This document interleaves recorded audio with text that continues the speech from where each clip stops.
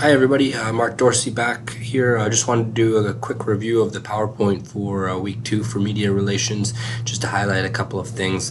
As always, you can go through this more on your own time in a little bit more depth, but I just wanted to point out a few of the key parts here. So one of the big things that we get into in this particular PowerPoint is the global financial meltdown in 2008. Eventually, really the newspaper industry and other news media has never really recovered from this.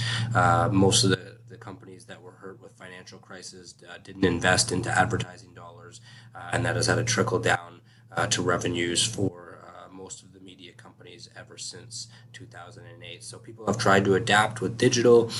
Digital's been tough though. Digital growth in advertisement continues to grow, but often that isn't for any of the media or newspapers or TV. That digital advertising growth benefits Google and Facebook, but often not the media companies. And this is difficult with modern consumers unwilling to spend money on news. We get it for free on Twitter and Facebook. So why would we pay for that information? So that's a struggle that the media is going to continue to have to deal with over the next foreseeable future. There are still newspapers though, and so I look at some of the things here. Traditionally, everything in the media, including radio, newspaper, magazine, is down. The internet, obviously, in terms of weekly reach and ad dollars, is up. This is a bit old. This is from 2015 that says that TV has actually raised a little bit. The most recent numbers from the US looks that TV has declined over the last year though. This is as a result of Netflix and some other ones taking a fairly big chunk of TV advertising away. So we're seeing most of the major media genres declining in terms of advertising dollar and reach. The internet, of course, continues to grow, but again, that's only really impacting Facebook and Google in a positive way. And then when we look at the overall Canadian media landscape, the majority of it is owned by 5 corporations. Of course, Bell and Rogers being the big ones in the TV space, and Torstar, Toronto Star, and those two are interchangeable. And Post Media, which runs the National Post, are the 2 largest for newspapers. And then we have CBC, which is, of course, a public company. TVO, another public company, and then we have the smaller ones, sort of not smaller anymore, but the newer ones like Netflix, Google, and Facebook, which are putting increasing pressure on some of the older media giants. So when it comes to television, here's a breakdown of what Rogers owns. This is a breakdown of what Bell owns. You can go over that in a little bit more depth if you want. We also look at the changing nature of newscasts. Newscasts used to have that trusted figure, usually an old white guy, trusted voice of the news that everybody would tune into. Of course, that's changed a little bit. CBC recently went through a change in their flagship program, The National, which now has a number of different culturally diverse news anchors that are running that. Typically, news coverage runs 3 times a day, although there are 24-hour news stations that are in Canada. CBC has been accused of being left-wing, left of center in the past, and sometimes this is proven to be true, especially with the amount of money that's being given to the CBC. We should pay particular attention to what's going on with the CBC politically, definitely. CTV has more of an American-style feel to the news. It gets more viewerships than CBC and has for a long time. It's slicker, it's a little bit more big budget, and it also tends to be a little bit more conservative than CBC. We also have local news, so if there's organizations that are looking to make connections with local news, there's Rogers TV where you can appear on, and it's only 1% of the TV share for Rogers TV, but that's still like 1 million viewers over the broadcast year. So even though it's a small impact locally, that can be felt pretty wide for organizations. So they should be taking advantage of getting to know their local newscasts and trying to create a good relationship with that. When we look at the future of local news, it's in a full-blown crisis mode right now here in Canada. We don't really know what's happening with local news. Local newspapers are being shut down on a monthly basis. We're also no longer contributing tax dollars to help prop up local news, so we're leaving it up to Rogers and Bell to try and fill that gap. Of course, it's not profitable to run local news or local newspapers. So if the government's unwilling to step in, it's unclear whether we're even going to be getting local news or whether that might move to digital things. We have people attending local news things, counselor sessions and stuff like that, and tweeting about it or blogging about it. That might take over in the future, but right now, in terms of local news and holding local politicians accountable for the decisions that they make, we are in a crisis mode right now in terms of who's overseeing that and what media is going to take the place of the lack of local news. In terms of magazine subscriptions are down. Lots of the mainstays like Chatelaine and Maclean's, which have been around in Canada for a long time, have moved to mostly digital, if not all digital.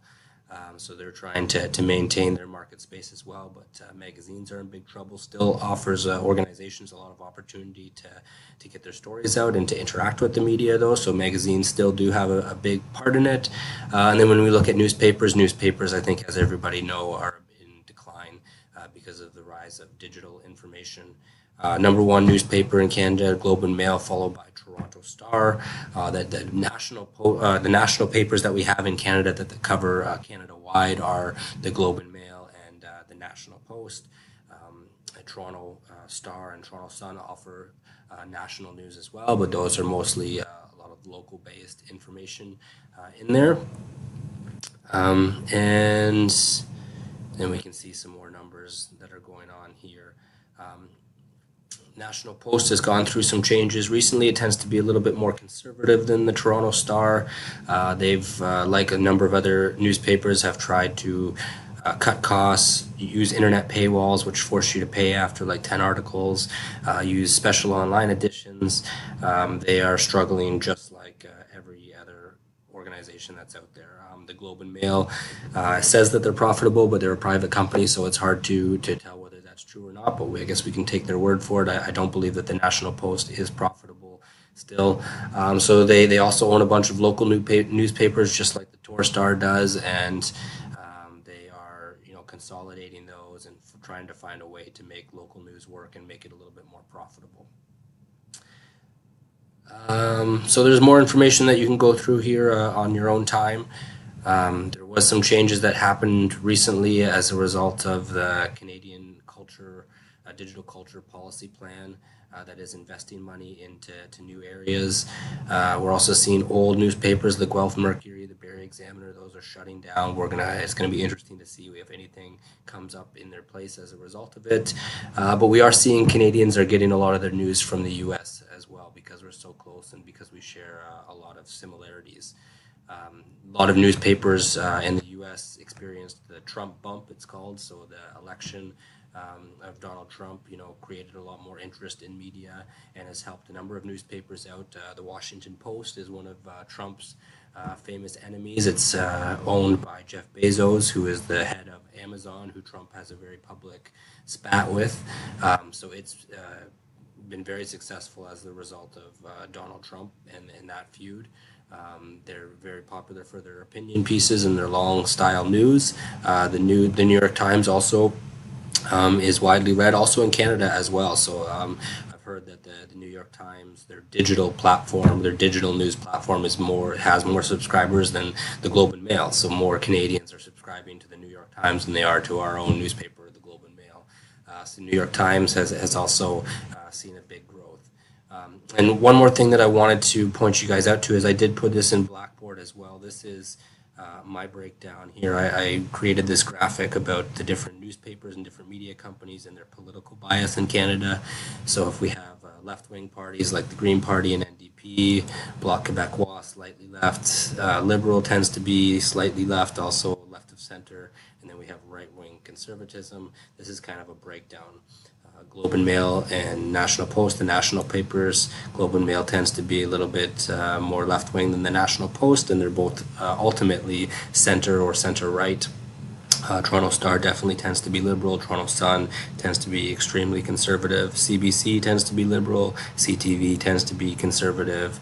Huffington Post, which is a very popular blog in Canada, is even more left-wing than the Toronto Star, I would say. And then the Rebel owned by Ezra Levant, is not very respected news media outlet, but it is out there and influencing Canadians, and it's extreme right in terms of its information out there. So it is a good idea to know a general to have a general understanding of the media landscape in Canada and what some of the political biases are, so that organizations can use this information to have a better understanding about where they fit into this whole ecosystem. So for larger organizations, definitely better to understand some of the national newspapers and some of their bias and how they might be reporting things that have to do with your organization. And then local organizations need to know how those political affiliations play out as well. So if you're a company that's being started on very left-wing, socialist, progressive type of policies, maybe you're super into the environment and women's rights and those types of things, then you'll probably find a more sympathetic ear on some of the left-leaning news media than you would on the right. So those are just things to keep in mind for organizations as they're dealing with these different media outlets. So just to have a good general understanding of the media in Canada would definitely help you out with this particular class, and hopefully in the workplace as well, as you communicate with different media members and try and navigate that whole ecosystem.